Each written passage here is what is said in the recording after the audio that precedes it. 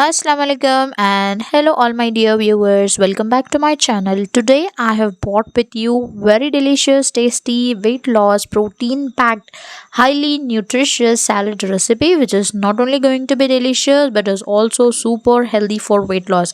So let's get started with the recipe. Into a large mixing bowl, add in 2 to 3 huge tablespoons of curd or approximately half cup of curd.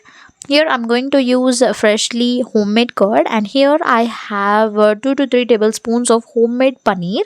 In case you don't have homemade ingredients, you can even use the ingredients that is curd and paneer bought from the market.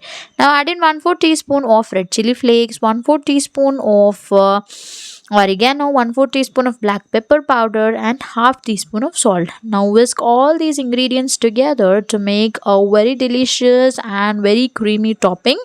Here, as we are going to make it nutritious, healthy and weight loss recipe, we are not going to use any cream in it. Instead, this is going to be the topping.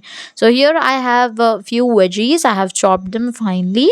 First of all, I'm going to add in chopped onions into it. Here you can use any vegetables of your choice.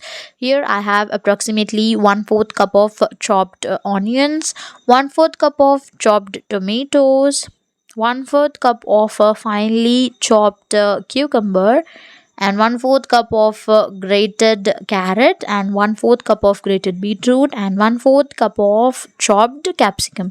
You can use any vegetables of your choice. You can even use sweet corn, mushrooms, etc. Now you need to mix all the ingredients, but before that, to make it even more protein rich, we need to add some chickpeas or white peas, green peas by soaking them in water day before, and in the next morning you can then saute them on high flame for about 5 to 6 minutes by adding a teaspoon of ghee. So here they are approximately of about half a cup, and give them all a final mix.